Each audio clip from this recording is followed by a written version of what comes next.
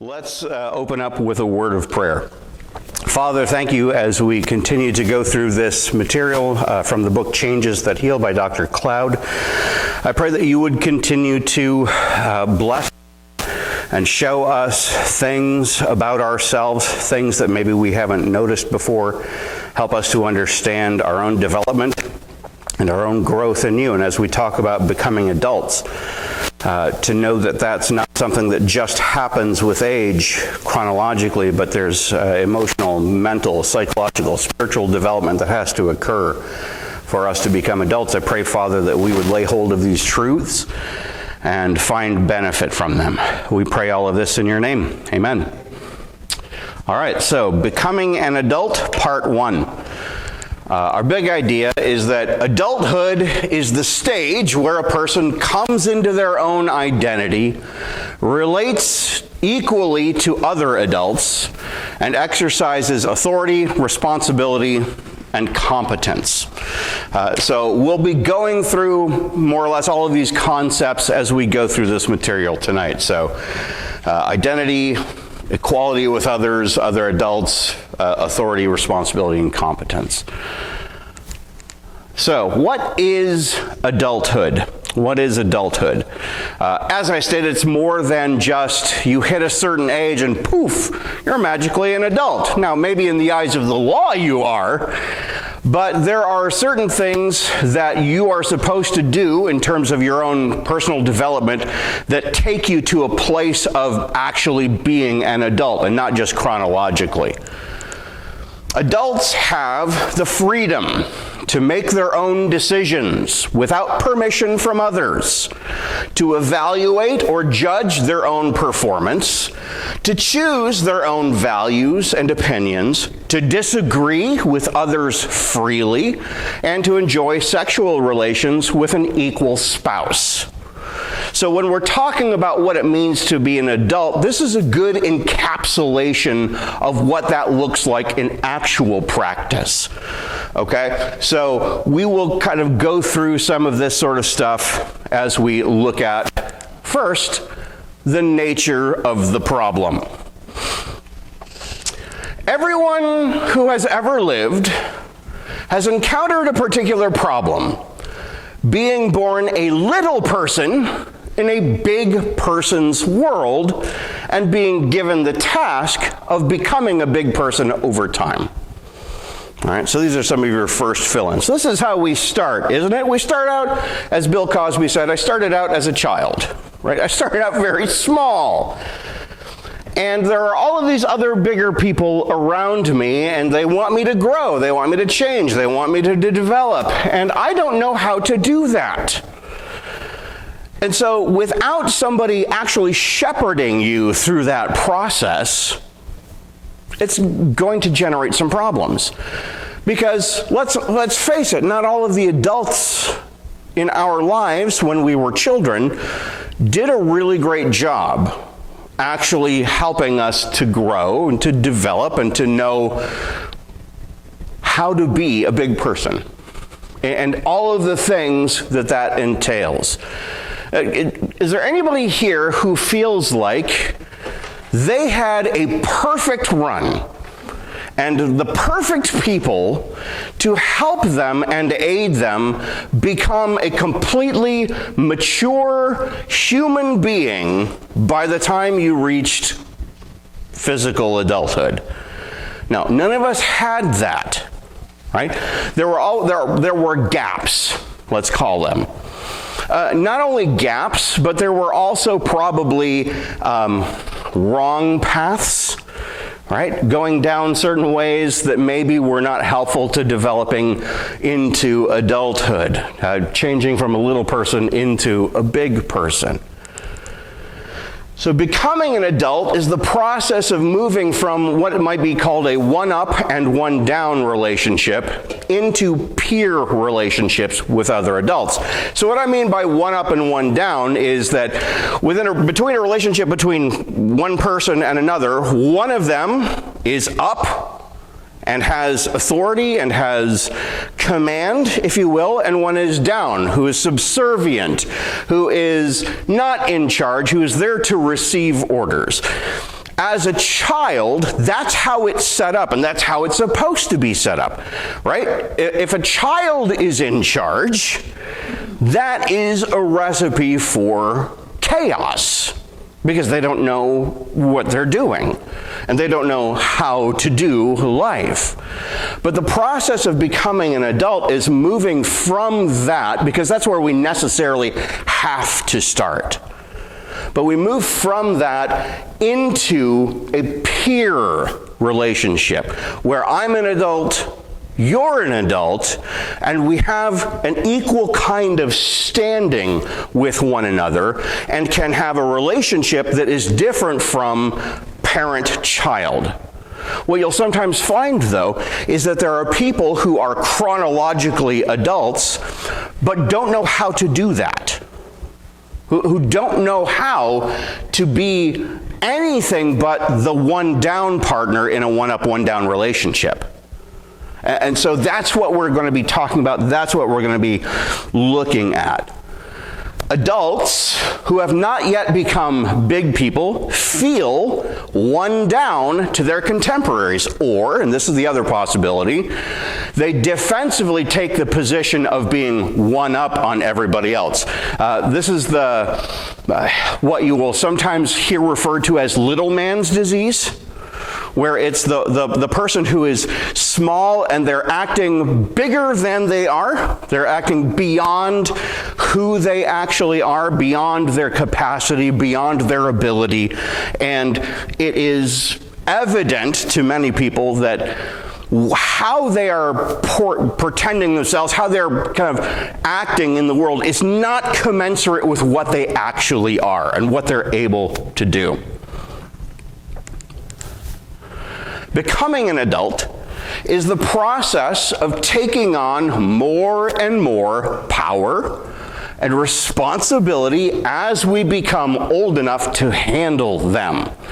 They identify with the adult role enough to be able to do grown-up things without conflict, including developing a career, engaging in sexuality once you're married, establishing mutual friendships, treating other adults as peers, and having opinions.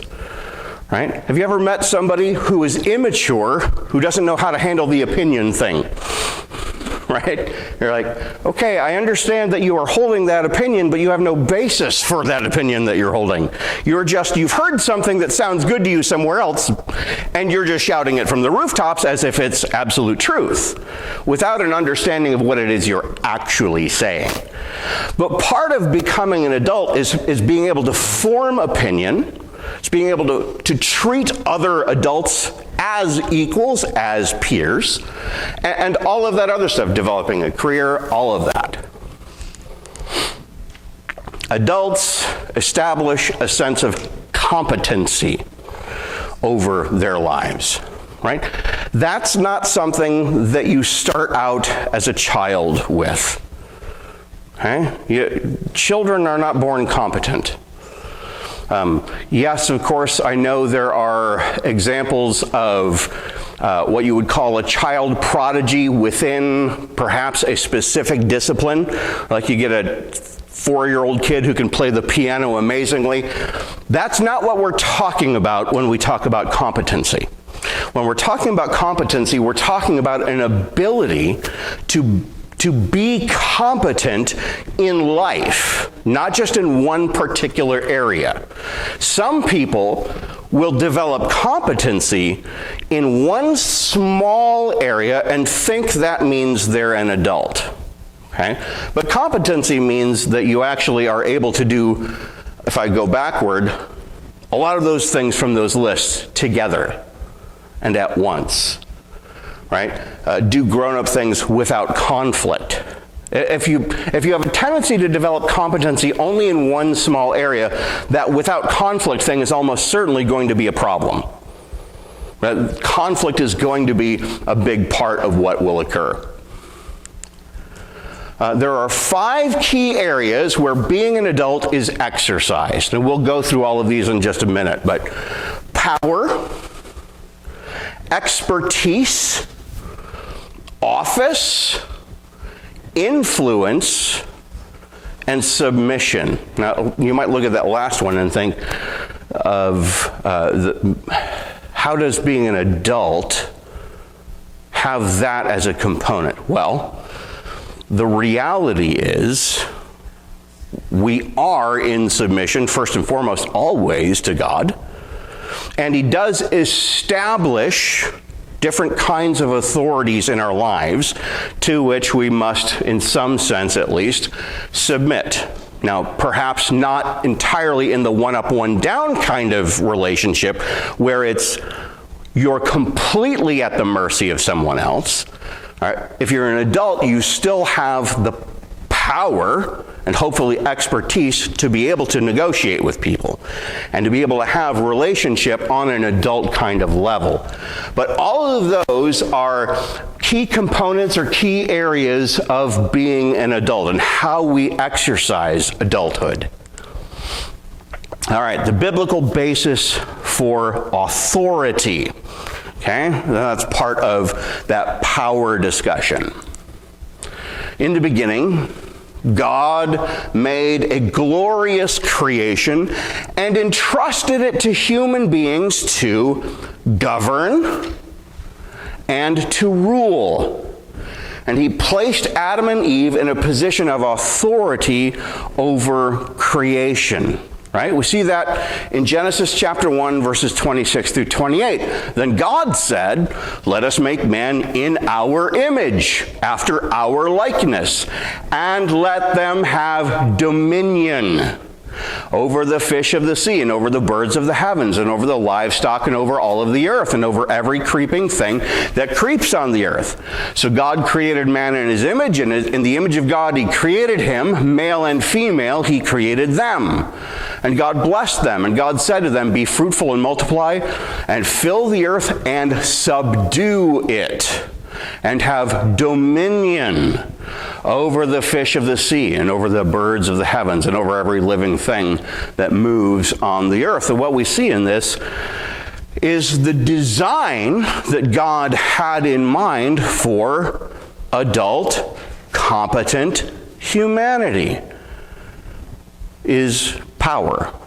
But not power in the sense that we see it in corrupted ways today, where power is power to crush, where power is power to make others less, where power is used to magnify yourself beyond reason and measure.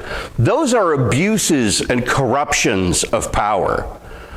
But God gave a mandate, right? We sometimes refer to Genesis 1, 26 through 28 as a cultural mandate, as a mandate for how human beings were to live and move and have their being in the world. And the key controlling idea is authority. The condition of this lofty position of authority was submission to a higher power, or higher authority, God. God warned what would happen if they tried to function beyond their given authority. They would die, right? And that was crystallized in the command not to eat of the fruit of the tree of the knowledge of good and evil. Eat this and you will die. It's not a simple arbitrary thing that God set up. It was the idea of them stepping beyond their position and trying to take God's position. Remember what the serpent said to them in the garden. If you eat this fruit, you will what? Become like God, knowing good and evil. Okay, but that is not what they were created to do. They were stepping beyond their position to do that. This is the model seen in three necessary facets. God grants us authority, along with the responsibility of submitting to God's authority, and there is accountability if there's failure. Okay? So authority, responsibility, and accountability. And this is how adults function, with those aspects operating in their lives. Now, this is done in two ways. Number one, to become adults, we must first submit to an authority and learn obedience. As children, we have to start with that. Right? This allows us to mature through discipline and training. If we try to buck that obedience and submission, we won't learn the necessary components and exercises of adulthood. We won't be able to. And number two, we must take authority over what is delegated to us and redeem what has been lost so we can give it back to God. So this is the thing about what God said in Genesis 1, 26 through 28, take dominion, subdue the earth, all of that sort of stuff. The idea was we were vice regents with God. God is the king. We are vice rulers with him. That's how he created us. So that we would participate in the rule of God over the creation and direct that authority towards the creation and point it back to God and say, that is your ruler. So, theological background stuff. It says God created man in his image and after his likeness. So if you're in the ancient Near East, the word image is actually a very important word because it often would have to do with a statue that a king would set up in a quarter of his kingdom so that the subjects would look at that and go, that's my king. When it says God created humanity in his image and after his likeness, the function of humanity in that, the adult function of humanity, is to be that for the rest of creation and for each other. So that seeing the image of God, we are reminded who our king is, the one in whose image we are made. Power. Adults have the power or the right to give commands, to enforce obedience, to take action, and to make final decisions. Jesus, for example, showed that he had power to do things, right? One of the great things about Jesus is he's not merely our Savior, he's also the one who is the true example of what humanity is supposed to be, and shows us that. So he showed that he had power to do things. He proved his authority by exercising power over certain situations. And they were all amazed. So they questioned among themselves, saying, "What is this, a new teaching with authority? He commands even the unclean spirits, and they obey him." Mark 1:27. And he said to them, "Why are you afraid, O you of little faith?" Then he rose and rebuked the winds and the sea, and there was a great calm. And the men marveled, saying, "What sort of man is this, that even the winds and the sea obey him?" Matthew 8:26 through 27. This one, what is he doing? He's fulfilling the mandate of Genesis chapter 1. He has authority over creation. That's what the truly human one showed us is possible when humanity is actually functioning at its fullest. Now, that doesn't mean that we have the ability to do that, right? Immediately I can go tell it to rain and it'll start raining. I can go tell it to stop raining and it'll stop raining. We can pray for rain, obviously.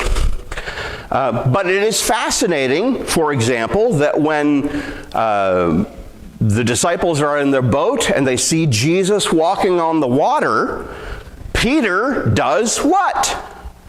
He gets out of the boat, and at least for a little bit, he walks on water. Sort of interesting. He gets a taste of that. Expertise. Adults often derive authority from expertise or knowledge, right? It's not something that you get overnight, something you have to practice and learn, discipline, train in. Jesus had knowledge of God's word and skill in interpreting it. His listeners sensed his authority.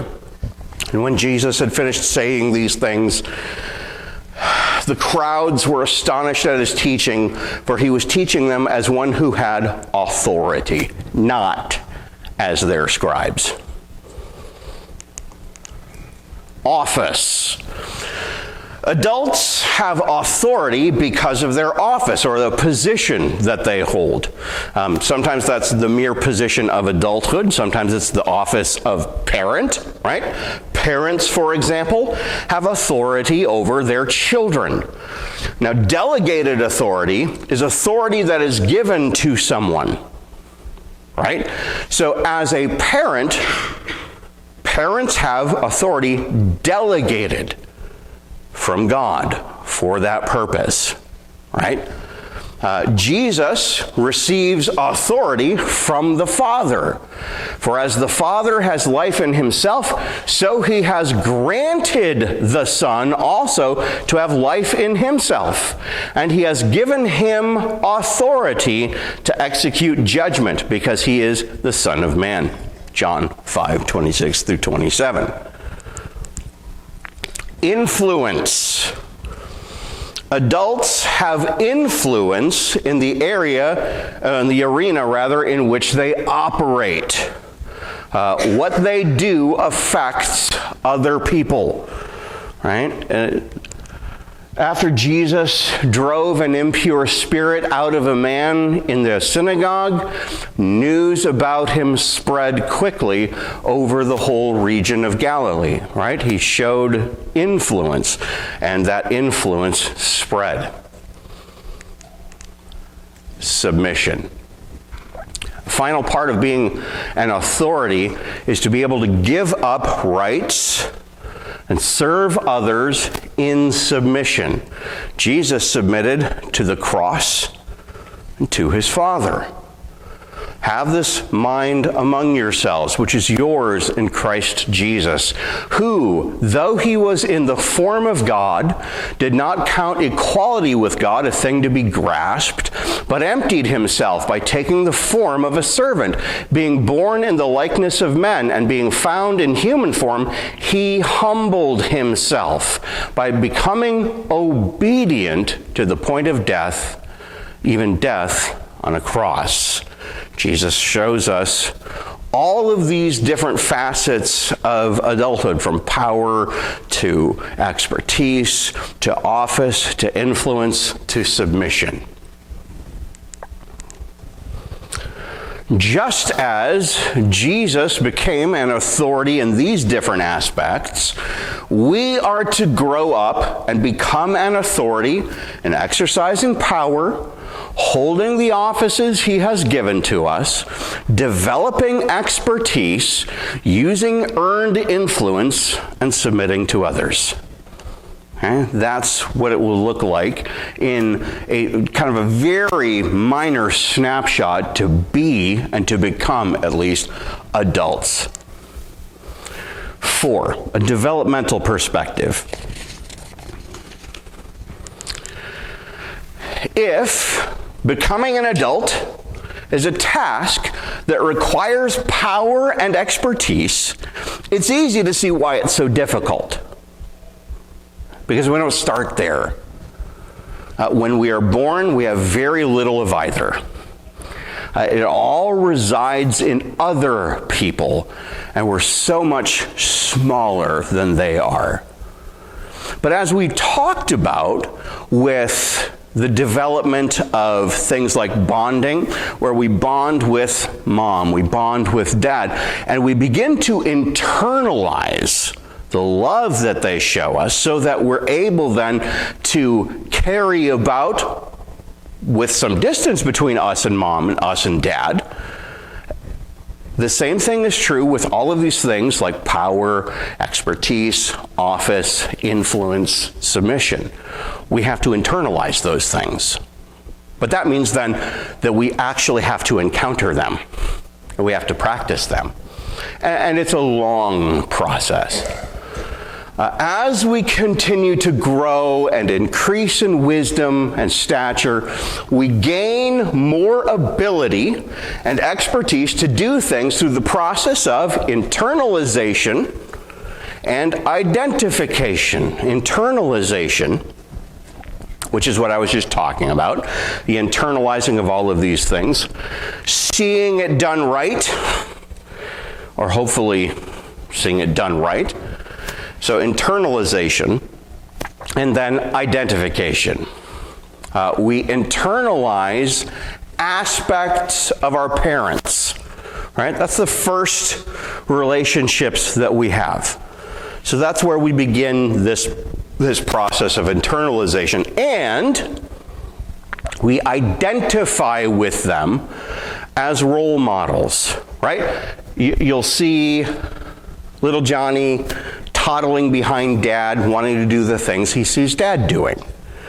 You'll see Susie toddling along beside Mommy and wanting to learn to do the things that Mommy's doing. Mommy, can I help? Daddy, can I help? Can I do that?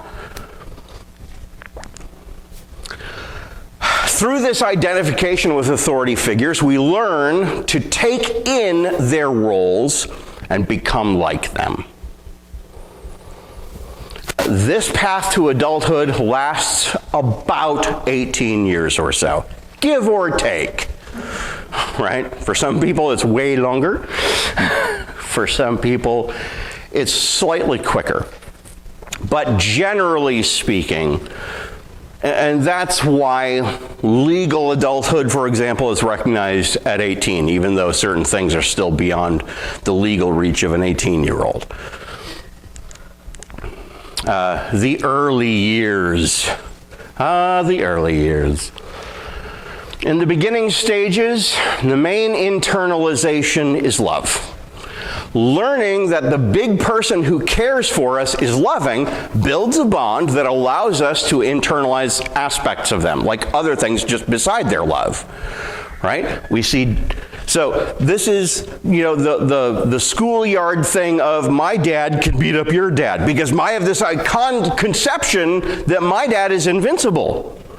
He's great. He's amazing. He could do anything. I've seen him do tremendous things. And so we have these concepts of who these people are, and so we want to internalize them, provided that loving bit is actually present. If this goes well, parents put limits on us, and after some conflict, we eventually learn that the limits really are a good thing. And yes, that takes a while. It doesn't happen overnight, it doesn't happen right away. It takes years. Gradually, we develop more and more expertise, and our parents delegate more and more tasks to us. And if we do those well, more and bigger ones are given. It's a gradual thing, just how it works. Around the ages of 4 to 6, more specific identifications begin to take place, such as the sex role typing and sexuality development. I'm a boy, this is what boys are. I'm a girl, this is what girls are. Little boys identify with dad as a man, and little girls with mom as a woman. In turn, they both identify with their parents' relationship with the opposite sex. Okay? That begins to happen around that 4 to 6 age. Here, children begin to internalize the standards of their parents, and performance becomes important. Okay? I have to perform. I must be able to do this. And it begins to be frustrating if you can't right away. Between the ages of 7 and 12, mastery of tasks and work roles become very important. School-age children are increasingly industrious and into skill development. Right? They begin to specialize and do certain things. Play is like a job. Learning the ways of the world. Childhood chums, friends, are also significant at this time. Does anybody remember who your best friend was when you were 12? Yeah? Yeah?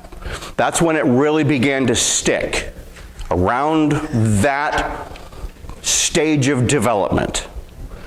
One of my very best friends is a guy I've known since the 4th grade. Still, he lives in Michigan, I'm here in Oregon, but we still keep in touch through Facebook. We send each other memes, we make each other laugh, we say stupid stuff all the time, it's great. The role of parents. The role of parents. While their children are growing into adults, parents can help or harm their children's identification with authority in each of these aspects. Okay? It sadly will go one way or the other, and sometimes it just seems more often than not harm is the outcome. Once again, there is some grace to be had here, realizing that we're imperfect people, we're sinful people, we didn't have always the best role models. Sometimes we did, which is great. Power. The power a child needs to live out his adult responsibilities later comes from an early identification with authority. His adult responsibilities later comes from an early identification with authority. If the nature of a parent's power is gentle, warm, loving, as well as firm, the child will sense that personal power is a good thing. If the parent exercises power either passively or harshly, the child gets a mixed up notion of power. Passiveness, diminishes a sense of personal power into weakness. And a harsh or cruel example of power will be internalized with conflict as a product. Okay? If you begin to parrot what you see, you begin to think, this is normal. This then is how I will act. Right? Now, it is not always a clear and clean-cut transmission of these things. Right? We all have seen examples of parents who seem like decent people and their child is a hellion. Right? It does happen. But there are probably lots and lots and lots and lots and lots of factors at work there. And so it's hard to make judgments on why exactly some of that stuff happens, but there are reasons. Expertise. Growing up, a child should have ample opportunity to learn more expertise, and the parents should support this process. In addition, the parents should be models of expertise for their child to get a picture of the value of work and industriousness. Okay? Correction. As we've seen, the relationship between the ideal and the real should be loving and accepting while prodding onward. Parents, this is how that happens. The power of the office. An office is a position of authority or trust. Because they hold the office of parent, parents have authority to enforce consequences. That is as it should be. They are role models for their children as those children try to identify with authority. Children who are raised in a situation where authority has no power learn neither to respect authority nor to identify with it. Okay? Adolescence. So we move from the early years to adolescence. If all these processes go well, the stage is set for a healthy 12-year-old to go crazy. I don't know why, but it is the way. Adolescence is the beginning of the undoing of the yoke of slavery called childhood. It's the beginning of stepping into an equal role with the adult world. And like every other overthrow of government, it usually doesn't occur without some rebellion. Yep. Yeah, and lovely way to say it. Yeah. Good job, Cloud. That's direct from the book. The Bible compares childhood to slavery because a child does not yet legally own his or her own life. Here's the example, Galatians 4, 1 through 5. I mean that the heir, as long as he is a child, is no different from a slave, though he is the owner of everything, but he is under guardians and managers until the date set by his father. In the same way, we also, when we were children, were enslaved to the elementary principles of the world. But when the fullness of time had come, God sent forth his Son, born of a woman, born under the law, to redeem those who were under the law, so that we might receive adoption as sons. So the image of childhood as slavery, because they don't have authority over themselves. They don't have control. That's mom and dad's job over the child. But it doesn't stay that way. And this is a problem that sometimes parents miss, even into their child becoming an adult. There are some parents who will think, you need to do it this way, because this is the way I did it. And if you don't do it, you're a disappointment. Okay. Mom, Dad, thank you for your opinion. That is not what I'm doing, because I'm an adult and I make my own decisions. And it doesn't have to be a fight, but sometimes it ends up being that. This can be a stormy process. Adolescence is the time of questioning authorities and choosing things for oneself. Okay? And sometimes for mom and dad, that rankles a bit. Hey, who do you think you are? You're not an adult. I'm the adult here. Yes, but the role of the adult is to shepherd child into adulthood. And if your inclination is to stomp your foot and say no, think about what you're preventing. In a real sense, parental control has vanished in favor of parental influence during adolescence. Now, obviously, parental control exists over the household. Parental control exists over, in this house, this is the way we do things. And you have to exist within this framework, adolescent, right? But how many rebellions have you seen under tyrants? And how do they end up? So the goal is not to be the tyrant. The goal is to seek ways to influence the adolescent.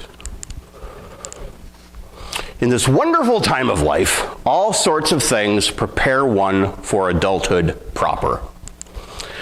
The adolescent experiences power that's different from earlier times. They're able to do more. They're able to choose more. Or at least they are in a setting that is conducive to that. He has real mobility and can often get work that pays more than babysitting. Okay? He has buying power. Right? He has the ability to obtain for himself with his own means sometimes. Right?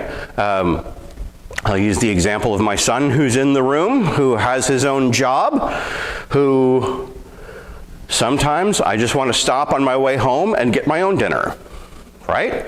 And we're like, okay. Sweet, that's not wrong. Yeah, sometimes it's that. He has intellectual power to begin to figure out the world and to deal with it. The oft-heard cry is, let me do it. You always treat me like a child.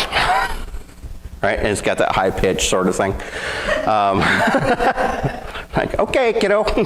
But, we actually had that happen in our house just this week. It was so funny because I had just finished preparing the lesson, and one of the adult figures in our home was in the kitchen with one of our adolescent children, and I heard, let me do it. I was like, there it is. There it is. The adolescent is testing his own power to run his life. And that's important. Okay? They actually have to be able to do that. Because if they're not able to do that at this stage, what on earth makes you think they'll be able to do that when they're at the adult stage? Also, a shift in office occurs. Parents lose a lot of respect at this time. The adolescent listens to other authority figures outside the home. What coach said. Mom and dad are not the only ones who know things, it turns out. Right? Little Johnny, who when he was 6, thought his dad could beat up any other dad, thought his dad could do anything, thought his dad knew everything, at 13 has a different opinion.